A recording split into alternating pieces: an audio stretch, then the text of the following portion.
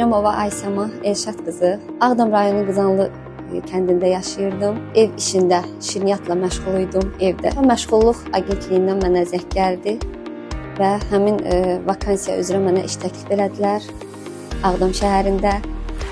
Mən də çox sevinərək razılıq verdim və şükür ki, bu gün burada işlə təmin olunmuşam.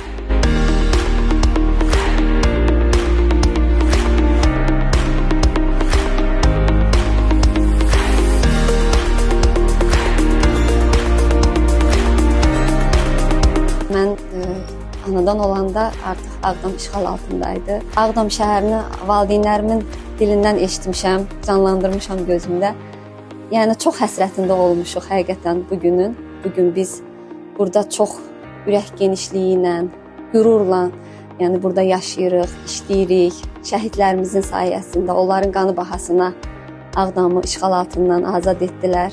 Onu da qürurla deyə bilərəm ki, bizim Ali Baş Komandanımız sağ olsun ki, yəni öz qətiyyəti ilə, öz siyasəti ilə bizim torpaqlarımızı işğal altından azad etdi. Və biz balacadan tutmuş böyüyə kimi hamımız bugün doğma azad Ağdam torpaqlarındayıq. Hal-hazırda mən öz ata yurdumda işləyirəm. Yəni gözəl öz işimi sevərək də həll edirəm.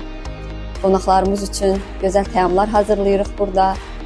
Çox qürur verici bir hissdir.